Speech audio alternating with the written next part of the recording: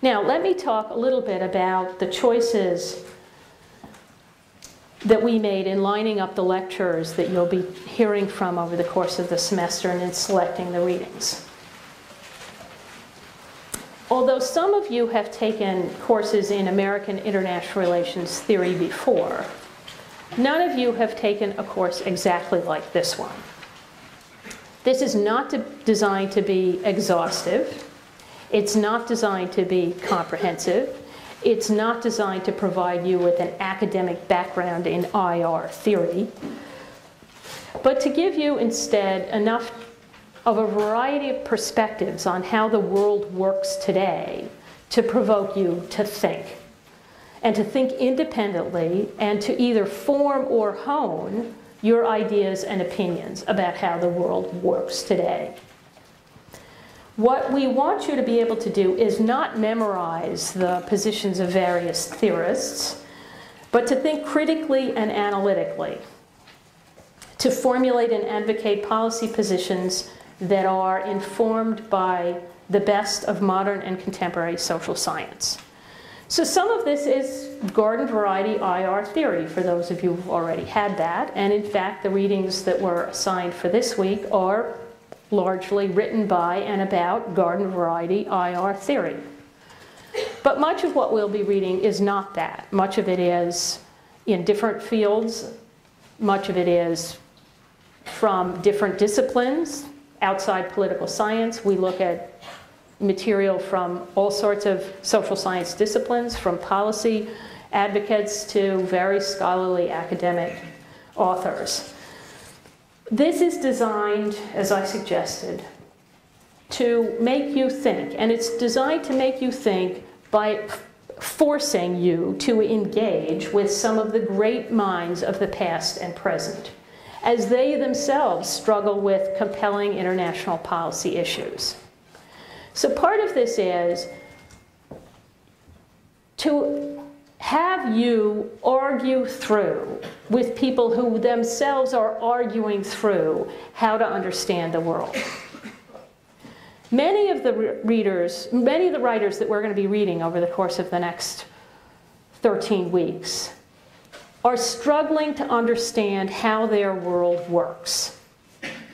Because once they can understand how their world works in their own estimation, they can start advocating policy, what we would call policy. But first they have to figure out what makes this world look the way it does. Why are some people powerful and other people not? Why are some organizational forms privileged over others? Why do conflicts seem to be endemic in some places and not in others? How do you think about inequality? How do you think about prosperity? How do you think about fairness and equity and justice? Those are the kinds of questions that these writers are trying to struggle with. And we designed the course assuming, I think correctly, that these are the kinds of ideas that you struggle with, that you care about. And we hope that you'll learn in the course of the term from each other as you battle the arguments that are being made by the people you read and the people you listen to with each other, and from the variety of perspectives that they bring and you bring to these issues. So there are, in a sense, 3-4 different elements to how this course works. It's who you read, who you hear, and who you sit with in class.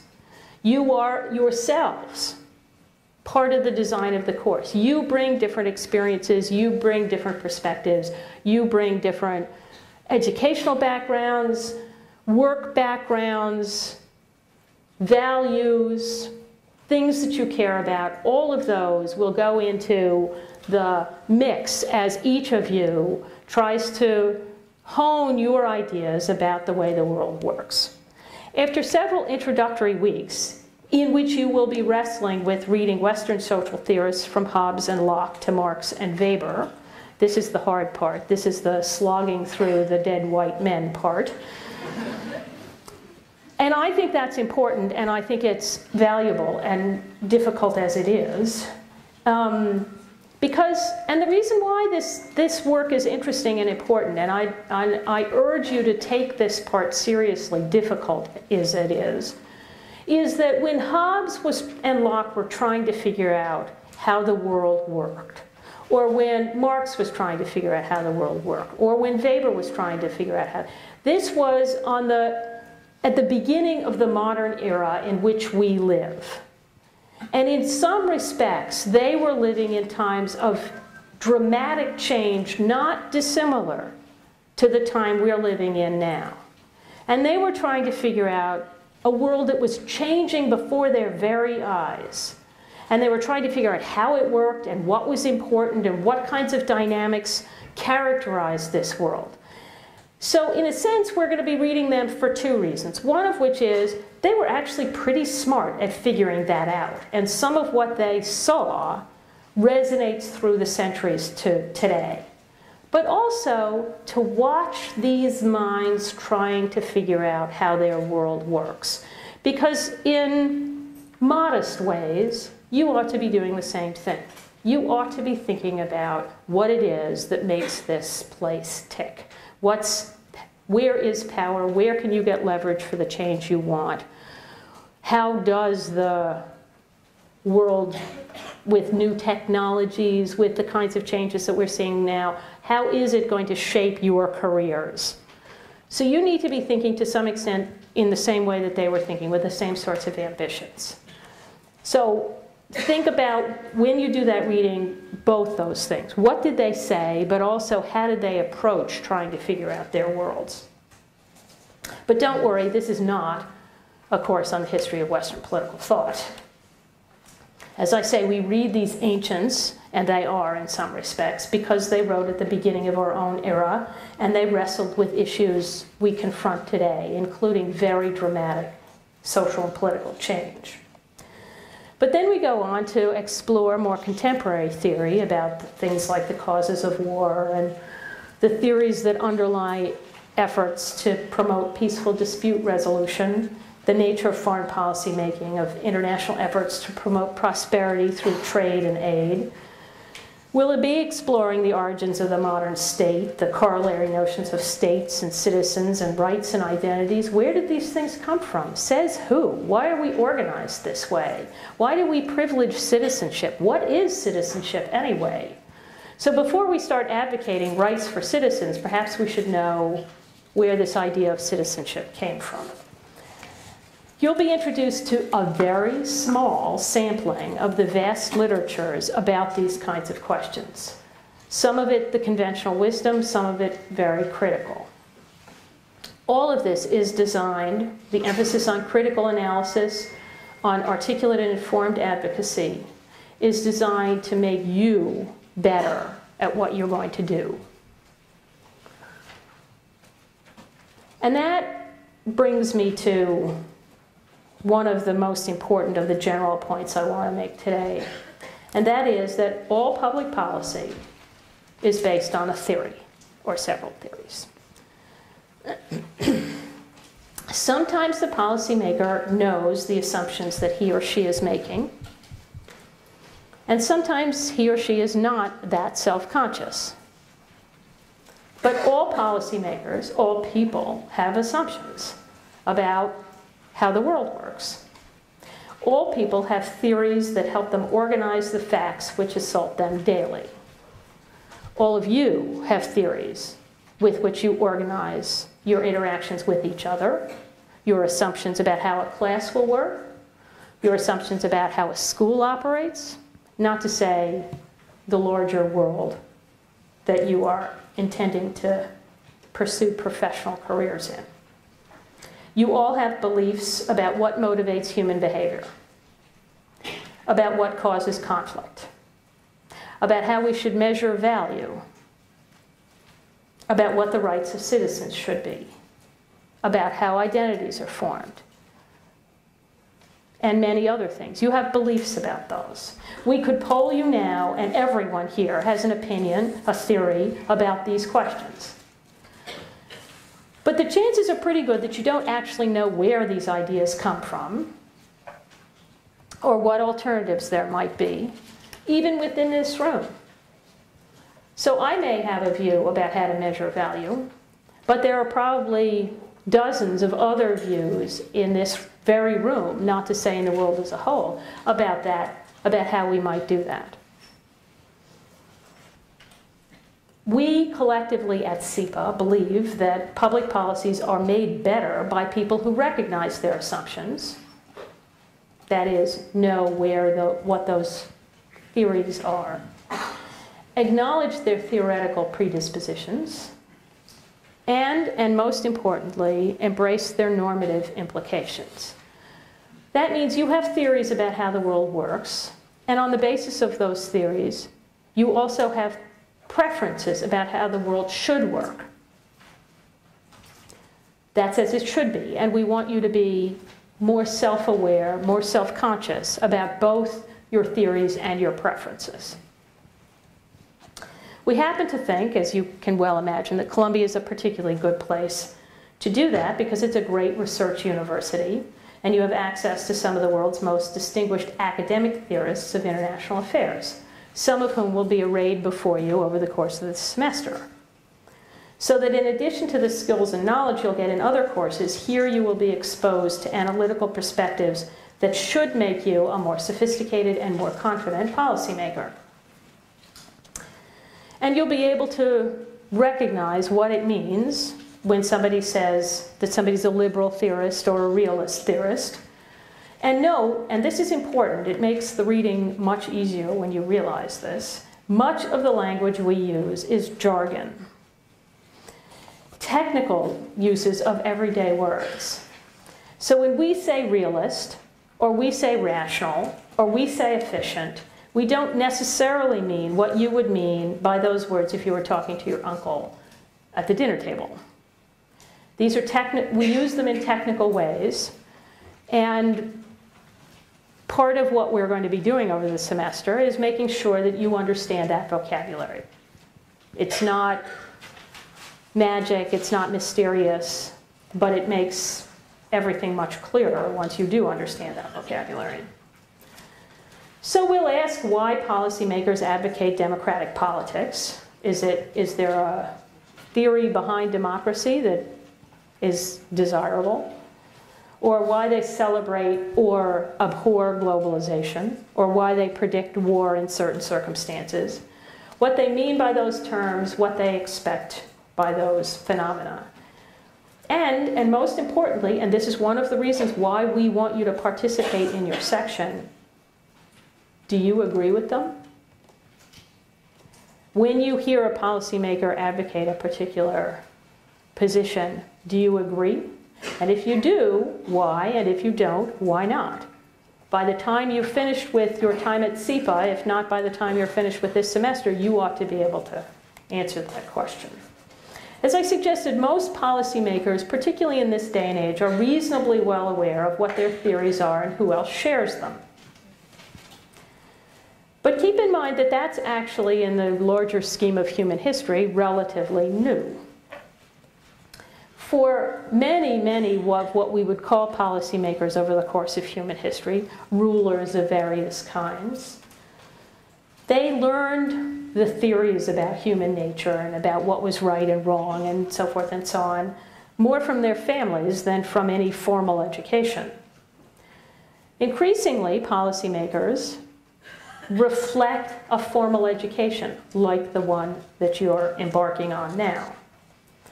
And in fact, both kinds of education, both kinds of backgrounds are visible on the world stage today.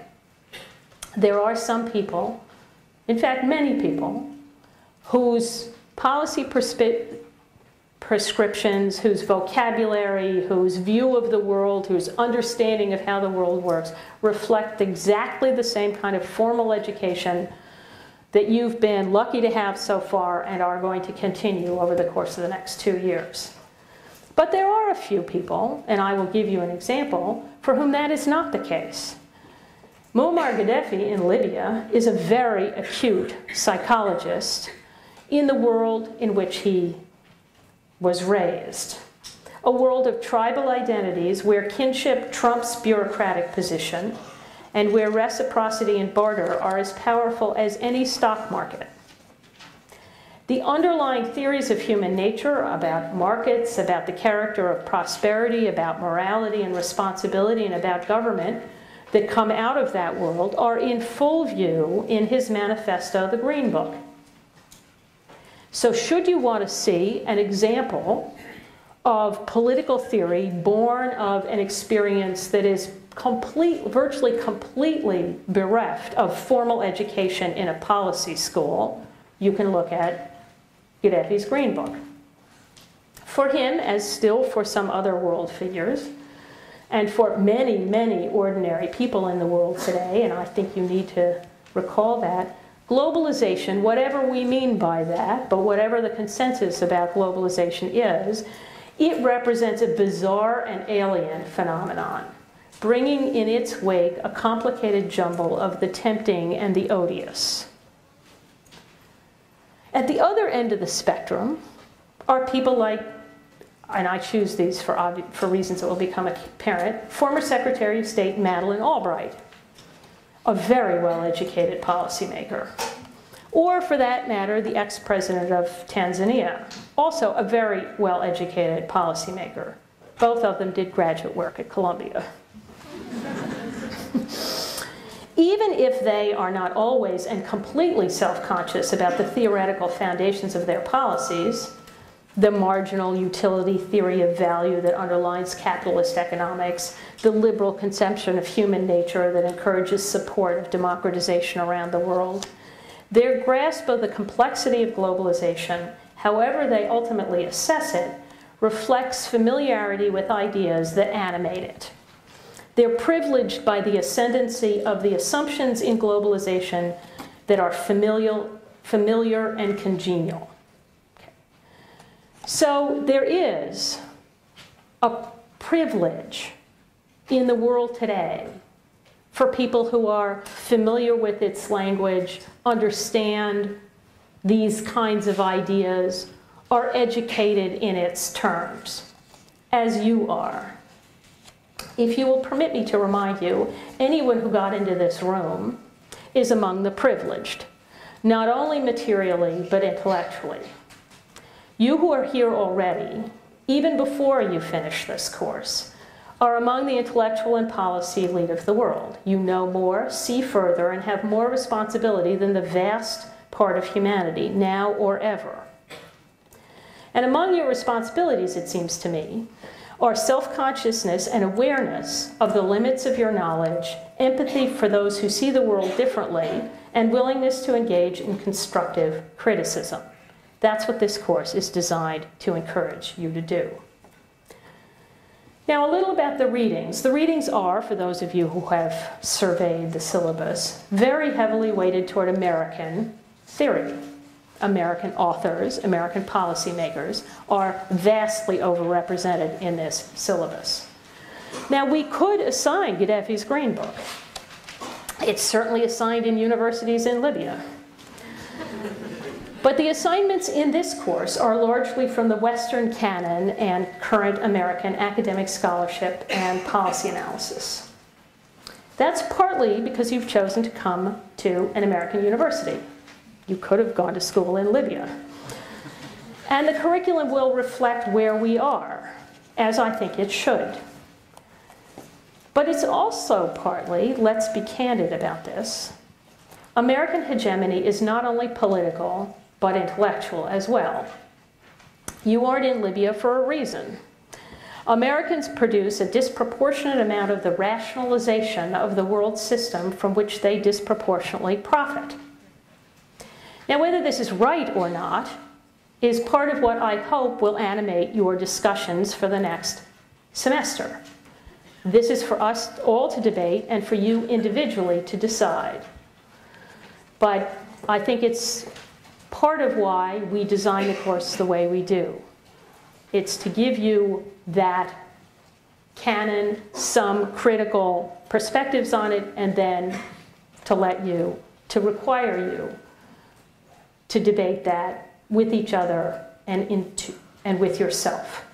This course should give you an opportunity to examine your own assumptions, to strengthen your own self-consciousness about the theoretical traditions your policy positions reflect, and to make you, therefore, a more acute analyst and advocate. The readings for this week are designed to do several things. To outline a variety of the perspectives on international relations in American academic and policy circles today. These are representative, and if any of you have taken an IR course, these will be familiar to you. They're certainly not exhaustive, but they give you as good a taste as you need. They're also designed to encourage you to read analytically, to begin to distinguish between normative argument, how things should be, and descriptive or empirical argument, how things are. Those two are very different, and they're often conflated. And the more you can distinguish as you read, as you argue, as you write yourself, between description and normative argument, the stronger your description will be and the stronger your advocacy will be. They're also designed to encourage you to read critically, finding points you agree with and disagree with, and then thinking about what the implications of agreeing with this particular argument might be for other arguments that are related to it. As I suggested, people have theories about human nature. A couple of years ago, an American neoconservative writer characterized the difference between political tendencies in the United States in the following way. Liberals believe in the peaceful and cooperative nature of mankind. When confronted with aggression and violence, they tend to assume it is motivated by a just cause, such as socioeconomic deprivation or exploitation by foreigners. Less innocently, conservatives know that evil lurks in men's hearts.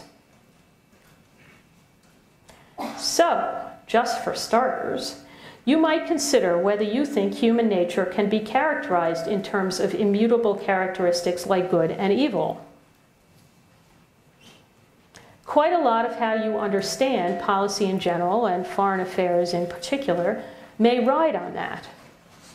If you think there is good and evil in the world, you will very likely take policy positions that are somewhat different from those who think that there is actually not really good and evil. There are circumstances which impel people to behave in certain ways. So you should think about those kinds of questions. If you were to take an international relations course anywhere in the United States today, debates within and among the three schools of thought that are described in the readings, realist, liberal, and idealist or constructivist, would be the principal content of the course. Now keep in mind, as I suggested before, that this is technical language. Liberals are not necessarily unrealistic people, nor are realists without ideals.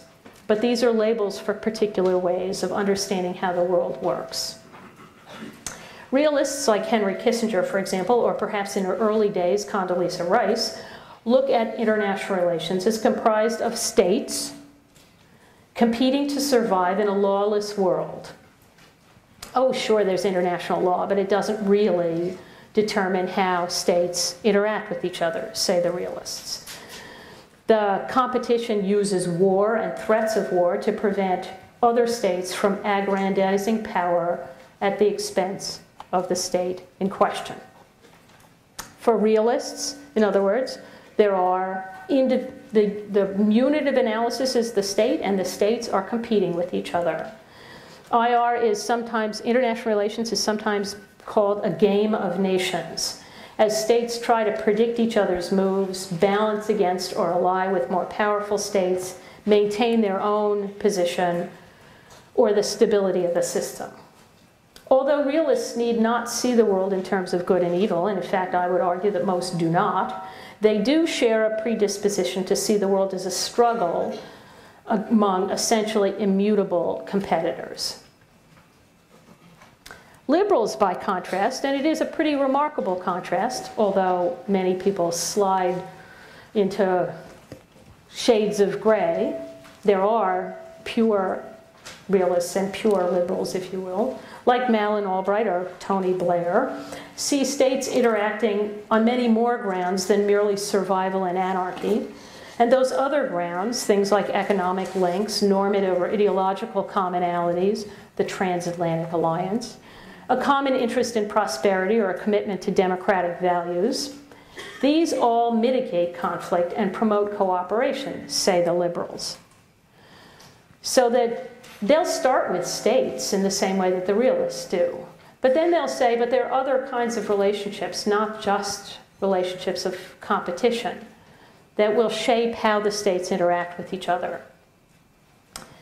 Some liberals actually see some of these other dynamics, economic or normative relations, for example, as equally, perhaps more important than the state in providing an explanatory variable, in providing an explanation of how the world is working.